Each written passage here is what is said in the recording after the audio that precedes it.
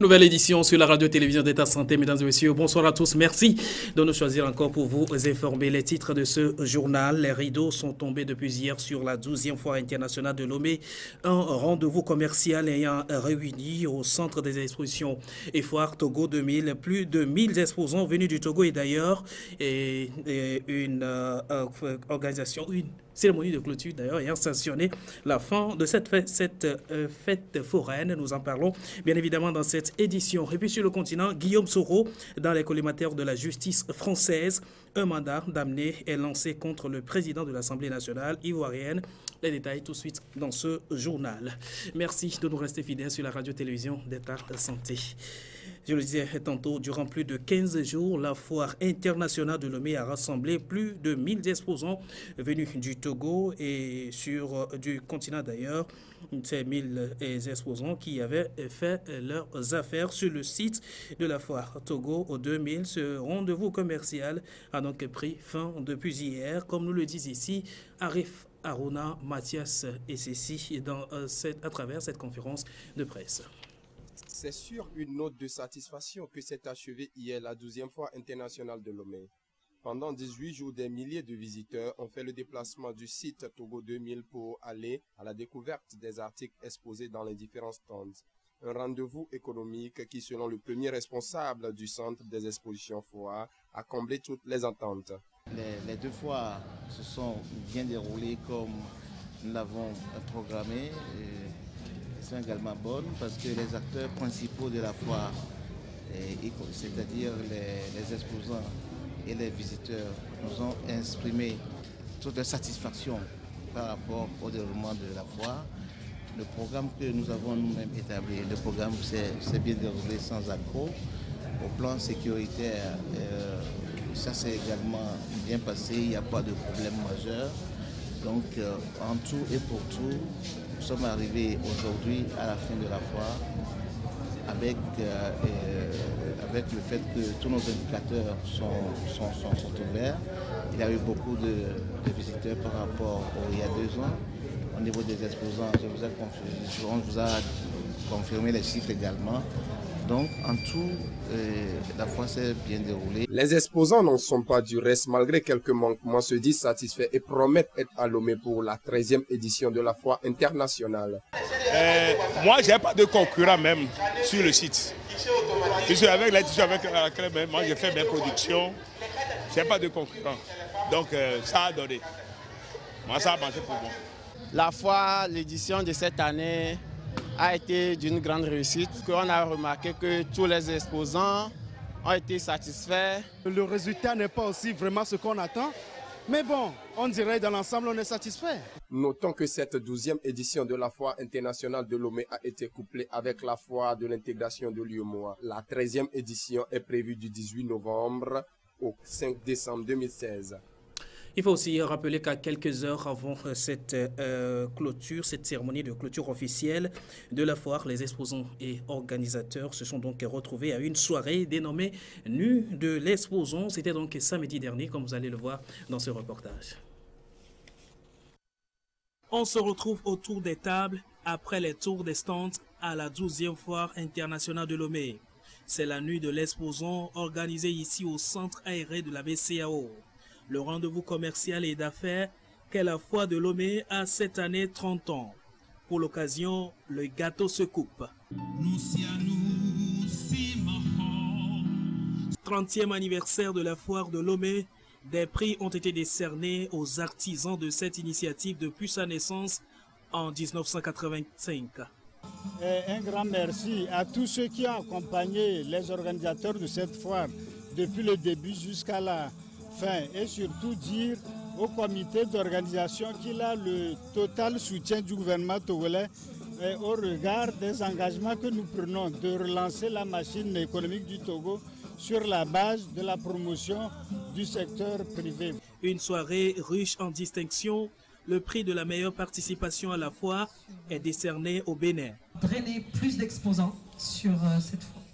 Distingué pour son sens managérial, La société RDI décerne un prix de meilleur manager au directeur général de la CETEF. Et ce qui nous rassure surtout, c'est la réaction du public. Ils étaient très nombreux à visiter les installations, les stands de ces énergies renouvelables, à accueillir ces produits. Et lors de la journée d'ailleurs, les opérateurs, enfin les acteurs du secteur étaient tous ravis qu'on puisse l'organiser pour une première fois une telle manifestation. Et ma foi, je vous dis qu'avec cette soirée réussie que nous avons organisée ce soir en remettant ces prix, et nous, au niveau de la direction du CETEF, nous sommes tout à fait heureux et ravis des résultats que nous avons obtenus. Nu de l'exposant, mais également une occasion de remerciement aux sponsors de cette 12e foire internationale de Lomé. Du sponsor officiel à tous les partenaires, le rendez-vous est donc pris pour la 13e édition en 2016. Deuxième édition des journées portes ouvertes sur la presse togolaise. Le Conseil national des patrons de presse, CONAP, en partenariat avec d'autres organisations de la presse, ont procédé au lancement officiel de l'initiative donc ce matin.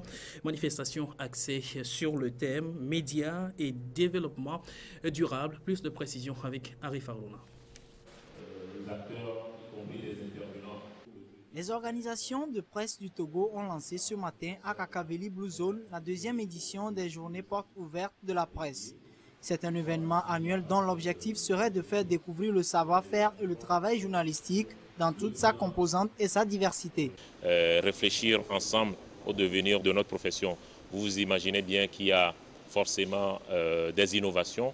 La première innovation, par exemple, c'est le Media Tour qui permet aux participants, aux inscrits, à tous ceux qui le souhaitent, de s'inscrire et donc d'aller visiter les rédactions, que ce soit de médias audiovisuels ou de la presse écrite. Vous savez que le 25 septembre dernier, l'Assemblée générale des Nations unies a adopté les objectifs de développement durable pour succéder aux objectifs du millénaire pour le développement. Un pari ambitieux qui est en même temps indispensable pour la planète. Médias et développement durable, c'est le thème choisi pour l'année 2015. Cette initiative du CONAP se déroulera selon un programme bien détaillé. Alors pour cette deuxième édition, les participants auront droit aux activités qui ont été celles de l'année dernière, notamment une série de conférences-débats qui seront relatives effectivement aux questions des ODD, mais aussi à certaines questions qui intéressent directement les professionnels de la communication que nous sommes. Il faut rappeler que ces journées portes ouvertes seront clôturées le 20 décembre par la nuit des confraternités, une soirée de gala ouverte aux responsables de médias. Au cours de cette soirée, des récompenses spéciales seront également remises aux pionniers et vieilles gloires de la presse privée et publique. Sur le continent à présent, il est la deuxième personnalité de la Côte d'Ivoire. Guillaume Soro, président de l'Assemblée nationale ivoirienne, est dans les viseurs de la justice française. C'est bien dans le cadre d'une plainte déposée par le fils de l'ancien président ivoirien, Laurent Gbagbo. 11 avril 2011, Michel Gbagbo est arrêté dans la foulée de son père à Abidjan de façon plutôt violente, avant d'être incarcéré dans le nord de la Côte d'Ivoire. C'est en 2012, pendant sa détention, que le fils de l'ancien président ivoirien, qui est également français, porte plainte à Paris contre Guillaume Soro pour enlèvement, séquestration et traitement dégradant et inhumain.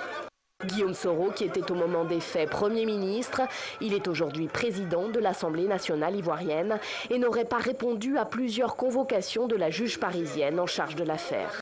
Je déplore qu'on soit arrivé à un mandat d'amener parce que je pense que la défense du président de l'Assemblée nationale devrait mieux apprécier les choses et mieux organiser tout cela pour maintenir la respectabilité du président de l'Assemblée nationale.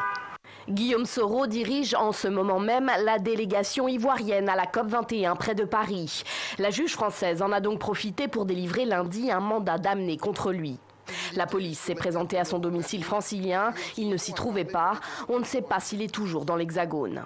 Ses avocats demandent la levée de ce mandat d'amener et jugent que leur client est protégé par l'immunité diplomatique. Je suis très étonné que la justice française puisse faire le relais de ce qui est évidemment une plainte de nature strictement politique. En plus, M. Soro n'a aucune participation directe, évidemment.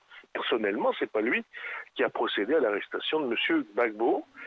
Le gouvernement ivoirien, de son côté, a émis de vives protestations contre ce mandat d'amener et convoqué l'ambassadeur de France. Retenez également que les Jeux sont officiellement lancés pour le scrutin présidentiel en Centrafrique. 29 candidats sont en liste. 15 autres candidatures sont rejetées. Parmi elles se retrouve la candidature de l'ancien président François Bozizé. 29 candidats retenus ce mardi 8 décembre à l'élection présidentielle en Centrafrique.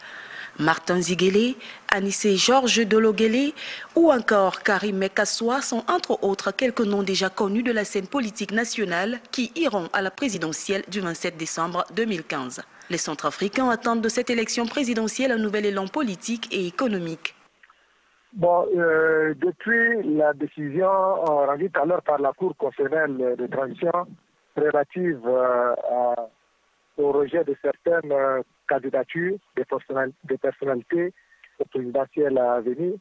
Là, la population est restée calme et on ne sent pas vraiment une frustration ou quelque chose qui pourrait s'annoncer de grave. Chef de la transition depuis le 23 janvier 2014, Catherine Samba Panza ne pouvait pas constitutionnellement briguer la magistrature suprême. Au rang des 15 candidatures rejetées par la Cour constitutionnelle de la transition figure l'ancien président François Bozizé renversé du pouvoir en mars 2013. Son parti KNK, en prévision à un éventuel rejet du dossier de l'ancien président, avait appelé le samedi 5 décembre 2015 ses partisans à voter non au prochain référendum.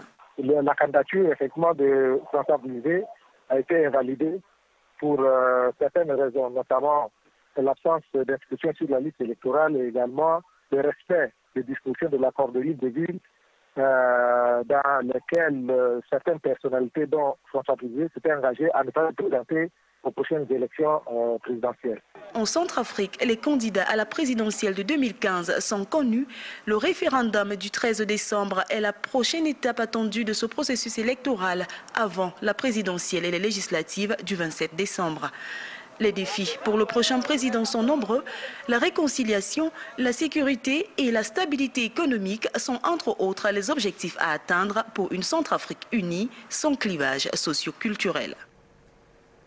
Oscar Pistorius libéré sous caution en attendant d'être fixé sur son sort. La justice sud-africaine a donc repris le procès de l'ancien paralympique, le condamnant de meurtre de sa petite amie. Il risque un emprisonnement de 15 ans. Oscar Pistorius a signé à résidence dans sa famille à Pretoria. Le champion paralympique a été libéré sous caution ce mardi en attendant d'être fixé sur sa peine. La justice sud-africaine estime qu'il n'y a pas de risque qu'il s'échappe. L'ancien athlète de 29 ans a remis son passeport et est soumis à un contrôle électronique. Oscar Pistorius, qui a tué par balle sa compagne en 2013 chez lui à Pretoria, avait été reconnu coupable d'homicide involontaire et condamné à 5 ans de prison en 2014. Mais jeudi dernier, la Cour suprême d'appel a modifié le verdict, requalifiant le crime de meurtre, passible d'au moins 15 ans de prison. Il entend contester cette condamnation devant la Cour constitutionnelle, la plus haute juridiction du pays. Oscar Pistorius sera fixé sur son sort au mois d'avril lors de la prochaine audience.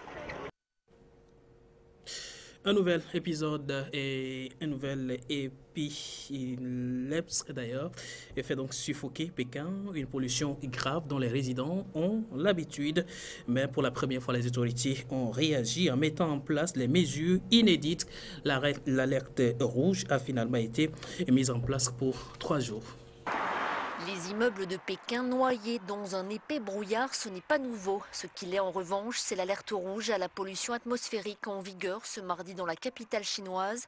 Une première qui s'accompagne de mesures restrictives, écoles fermées, chantiers extérieurs interrompus, production limitée ou stoppée dans certaines usines.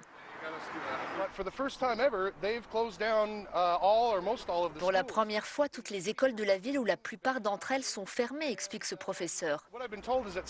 On m'a dit que certains étudiants pouvaient venir s'ils le voulaient. Ils peuvent aussi rester chez eux. Ils le décident avec leurs parents. Mais ce que j'ai vu ici, c'est qu'il n'y a pas d'étudiants, seulement une poignée d'enseignants. Le trafic automobile est plus fluide qu'à l'ordinaire, la circulation alternée a été mise en place. Je vis à Pékin depuis 20 ans, dit cet homme, et je ne suis pas habitué à voir cela. Avant, il n'y avait que quelques voitures sur les routes. Aujourd'hui, il y en a de plus en plus.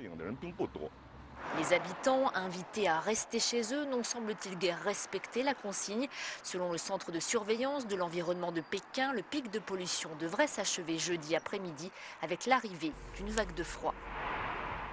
Les Américains, eux, attendent des réponses sur leur sécurité que la Maison-Blanche a du mal à apporter.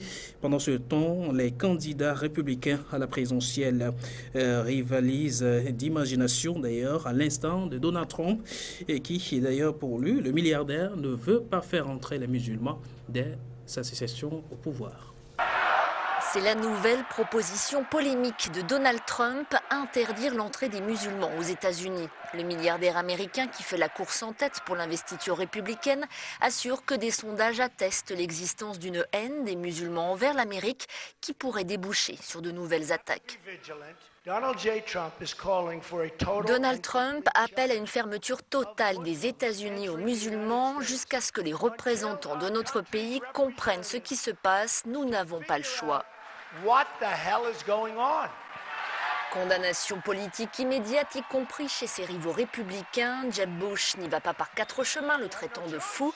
Hillary Clinton, favorite côté démocrate, juge ses propos répréhensibles, préjudiciables et source de division. La Maison-Blanche dénonce une idée contraire à nos valeurs. À San Bernardino, en Californie, théâtre mercredi d'une fusillade qui a fait 14 morts, l'annonce incendiaire du mania de l'immobilier résonne de manière différente. Je ne suis pas vraiment d'accord avec ça. L'Amérique n'a pas été fondée sur ce genre de principe. L'Amérique est une terre pour tout le monde, c'est un melting pot.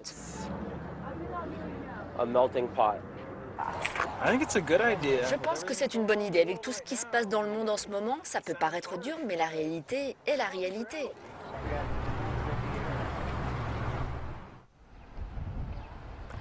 Les déclarations de Donald Trump ont bien sûr suscité un grand émoi parmi tous les citoyens américains de confession musulmane. Écoutez la réaction de Niwad Awad, directeur du Conseil des relations américano-islamiques, un groupe de défense des intérêts des musulmans aux États-Unis. C'est un outrage qui émane d'une personne qui veut assumer la plus haute fonction de ce pays. C'est irresponsable et simplement anti-américain. Donald Trump ressemble davantage au chef d'une bande de lyncheurs qu'à un responsable d'une grande nation comme la nôtre. Lui et d'autres font le jeu du groupe État islamique. Il a aussi mis en cause Ben Carson, autre candidat à l'investiture républicaine. Ce ne sont pas juste des mots. La banalisation de l'islamophobie portée par Trump et Carson dans cette élection incite à la discrimination, aux crimes de haine, aux attaques violentes contre les musulmans et les mosquées. Leur rhétorique incendiaire met en danger la vie de millions de musulmans américains ainsi que celle de leurs enfants. Niwad Awad a dénoncé la recrudescence d'actes violents contre la communauté musulmane et appelé le gouvernement fédéral à prendre des mesures. Une politique migratoire, une politique discriminatoire d'ailleurs, mise en place par la Macédoine dans la gestion des flux migratoires depuis les attentats de Paris. Et la politique d'ailleurs laisse sur les carreaux beaucoup d'immigrants qui sont jusque-là coincés à la frontière de la Macédoine, comme vous allez le voir dans ce reportage. Ouvrez la frontière, supplie ces milliers de migrants stoppés à la frontière macédonienne par la police. Depuis plus de 2 semaines, seuls les réfugiés syriens, irakiens et afghans sont autorisés à passer. Les autres restent coincés ici, comme cette jeune femme iranienne. Je dois rester ici, je n'ai nulle part d'autre où aller. Ma famille, elle n'a pas mon numéro. Si elle l'avait, peut-être qu'elle m'appellerait et me dirait « Si tu rentres en Iran, nous te tuerons ». Nous ne pouvons pas repartir, c'est ça le problème. Nous devons avancer, pas reculer, parce que tout le monde a dépensé 2 ou 3 000 euros pour arriver jusqu'ici. Depuis les attentats du 13 novembre à Paris, la Macédoine filtre les migrants par nationalité, autorisant uniquement ceux venant de pays en guerre à poursuivre leur route vers l'Europe de l'Ouest. Une politique discriminatoire que dénonce Amnesty International. Le gouvernement grec a aussi un rôle à jouer ici. À cette frontière, il doit arrêter cette discrimination contre les gens. Tout le monde peut être un réfugié et je pense que personne dans l'Union européenne ne veut les renvoyer dans leur pays où ils peuvent être torturés ou même tués. Les affrontements entre policiers et réfugiés sont devenus quasi quotidiens. Il y a quelques jours, un migrant marocain de 22 ans est mort ici. Après des jours d'attente à la frontière, il se serait suicidé en saisissant à deux mains des câbles électriques. Et puis, le pape François procède au lancement d'une année sainte sous le signe de la miséricorde et de la sécurité. Un vœu qu'il tenait d'ailleurs à marquer ce matin en ouvrant la porte sainte de la basilique Saint-Pierre de Rome. C'est une année sainte qui s'ouvre pour les catholiques du monde entier. Ce mardi matin, le pape François a poussé la porte en bronze de la basilique Saint-Pierre de Rome, marquant ainsi le début du jubilé. François était accompagné de son prédécesseur, Benoît XVI. C'est d'ailleurs la première fois dans l'histoire de l'Église que deux papes se retrouvent ensemble pour le lancement d'une année sainte. Le dernier jubilé remonte à l'an 2000. D'ordinaire, l'événement revient tous les 25 ans, mais là, exceptionnellement, l'année sainte a été décidée pour 2015 par le pape François, qui a voulu que l'accent soit mis sur la miséricorde.